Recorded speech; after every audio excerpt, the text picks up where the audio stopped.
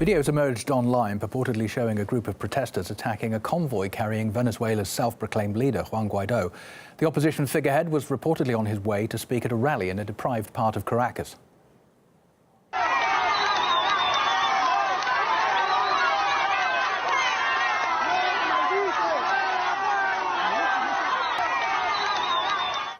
According to local media reports, military police officers who are loyal to President Maduro can be seen in the video protecting Juan Guaido's convoy.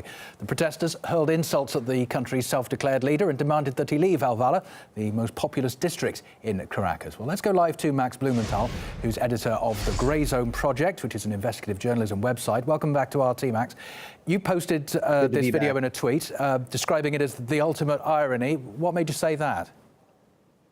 Well, it's ironic to see government security forces actually protecting Guaido, a figure who's calling for the government to be toppled and who's actually attempting to fragment the security services from within.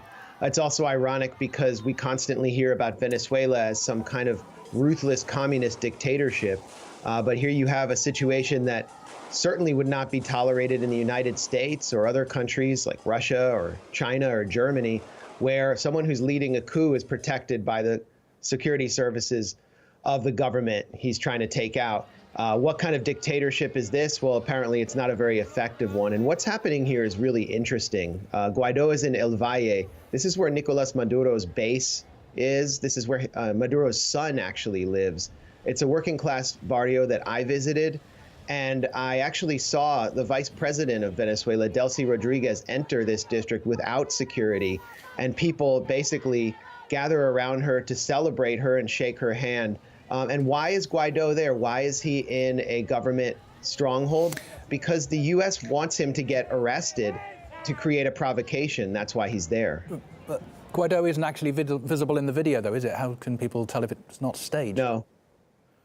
Well, that's a great question. Guaido is actually staging a rally in the middle of this neighborhood, one of his most provocative moves yet.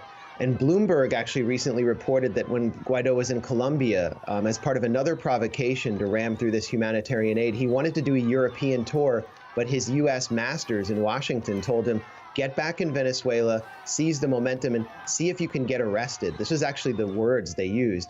And so here he is trying to stage a rally in the middle of Maduro's stronghold. And the rally actually did take place. Guaido got out of his armored car or whatever it was, and very few people attended. It was a pathetic rally protected by the government, and it really shows how irrelevant Guaido is becoming. Although it's a Maduro stronghold, Maduro's popularity, according to the polls anyway, is hovering around 14%. Guaido's is around 60%. Given the blackouts, given the economic strife, especially in hard-hit areas like this one, it's hard to imagine that Maduro would have a positive reception if he turned up.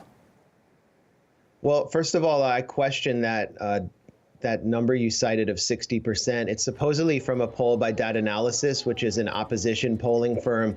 I haven't actually seen the poll. I've just seen it referred to by Western journalists. But if you look at another Data Analysis poll from October, the National Assembly, of which Guaido is the president, has a 70% disapproval rating, and his party, Juventud Popular, or Popular Will, has a 7% approval rating. So Guaido, for all the hype he's getting, and with an economic crisis and now blackouts hitting Venezuela, you would think would be received much more favorably. Actually, right now, amid the blackouts, there's attempts to seize the momentum, and the opposition has mustered very small numbers in the streets. Most people are staying at home.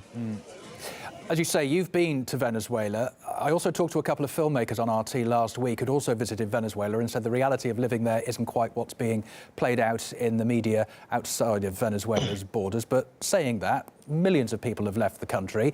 The blackouts are having an effect. The United Nations says that it's a humanitarian crisis having this amount of blackouts. Can Maduro hold on to power given all this going on in the country right now? Well, from the Senate Foreign Relations Committee on March 7th, Marco Rubio pledged that Venezuela would enter a period of suffering unlike that which any nation in modern history has experienced in recent history. 5 hours later, the first blackout hit, and the Guri hydroelectric plant was collapsed. Venezuelans fought through that blackout. We actually have a piece up at thegrayzone.com by a Venezuelan about the solidarity that was shown in the streets and not conveyed in Western media, and the conscience that Venezuelans have about what's being done to them. Many of them do believe they're being sabotaged, and there is evidence of that. But the blackout has done demonstrable damage to the society at all sectors, and it's a question of when the blackouts end and how much people can tolerate. But right now, people are staying at home, and they're trying to fight through this, at least in the poorer and working class areas in need. But strife and poverty and struggle in Venezuela was happening before all this. President Maduro can't be blameless, can he? Well, there were blackouts before this, but we've never seen anything like the sustained level of blackouts, which just keep hitting again and again, with U.S. officials celebrating it, with U.S. officials pledging secondary sanctions on any country. Elliot Abrams, 2 days ago at the State Department, actually threatened companies directly for doing business with Venezuela. And the New York Times, of all places, has reported that the sanctions are making it impossible for the Venezuelan government to import food or medicine. So we're seeing just unprecedented sadism. There's no denying that mistakes were made by the government. In fact, in his inaugural speech, Maduro acknowledged economic mistakes, but now they're in a position where the U.S. is trying to prevent them from getting out of the hyperinflation, getting out of the economic crisis, and preventing them from importing food and medicine. And this is financial terrorism, and it's an attack on everyone, regardless of their political affiliation. I think Venezuelans recognize that, and it's actually harming the opposition's cause. Sad to say, Venezuela's plight is far from over from where it seems right now. Thanks for sharing that with us. Max Blumenthal, editor of The Grey Zone.